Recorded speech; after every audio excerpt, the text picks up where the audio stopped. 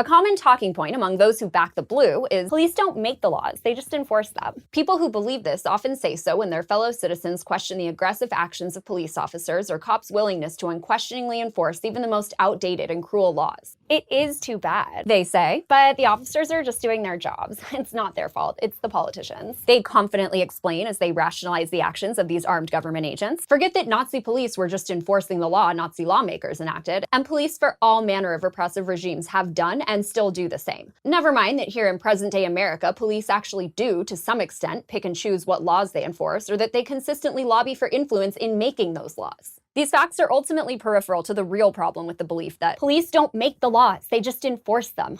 Libtards. The people peddling this perspective tend to be the same ones claiming to be eternally skeptical of the state, as they should be. They'll be the first to growl that politicians are crooked, and that, as the popular right-wing group Turning Point USA loves to claim, big government sucks. They'll decry Congress, usually the Democrats, for their oppressive legislation and for drifting comfortably through the swamp of corruption as they try to pervert America into a socialist hellhole. Yet within this popular don't tread on me ideology, which is underpinned by the wisdom that government and politicians are not to be trusted, is also the hypocritical insistence that the same politicians turned tyrants hold omnipotent authority over us. That the individual police officers acting on behalf of those rules are not responsible for their enforcement actions because of the words on paper drafted by politicians we know to be corrupt. These are the rules, so if you don't like the law, leave cops alone and get it changed. These apologists say, by the very same government and politicians they distrust. It's the people's fault government agents kill them and beat them in the streets and throw them in cages, often over victimless crimes written by those not to be trusted politicians. It's their fault either because they violated the super special authority of Big Daddy government scribbles on paper, laws, or because they just haven't elected the right politicians to set them free and save them. Hey, we know government is inherently corrupt and power hungry, and we think politicians are the scum of the earth, but by golly, you better trust them to represent you and legislate a just and moral society while limiting their own control. Wait, what? The solution is to sit back and ask your political masters to pretty please let you exercise your rights and enjoy your liberties, and until then, shut up and submit?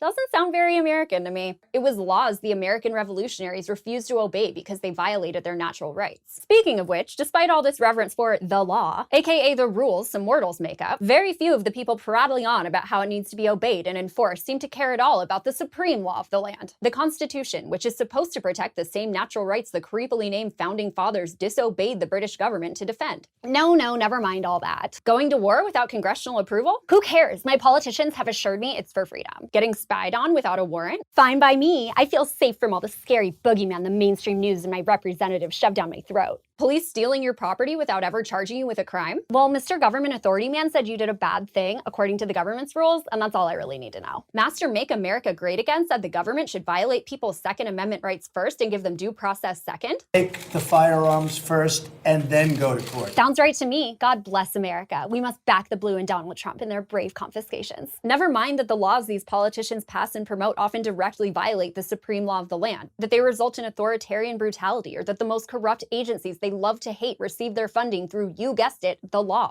Never mind that millions of Americans can't even name their basic constitutional rights, let alone hold the government, politicians, and their henchmen accountable for violating them. Never mind that even the Constitution itself, enshrined as the pinnacle of human achievement, codified gross immorality, and countless laws passed after it and under its authority did too. Were police not at fault when the law ordered them to catch runaway slaves? When they segregated people based on the color of their skin? When they arrested people for criticizing government policy? Was this really all the responsibility of lawmakers? Did police have no responsibility to defy the immoral dictates of an authority-worshipping state? Without police, the laws you insist we all have to obey, despite the fact that they were crafted by the same kinds of people your founding fathers disobeyed, would be null and void. That's why cops are called law enforcement. If you don't trust politicians, you must necessarily also distrust the government agents who violently enforce their rules.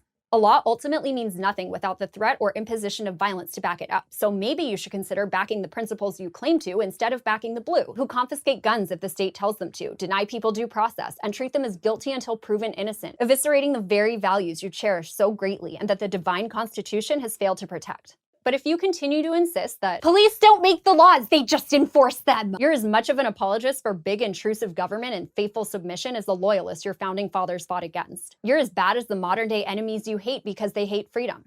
If you find yourself blindly defending government agents, the state and its authority, and desecrating your rights and the rights of others in the process, maybe you hate freedom too.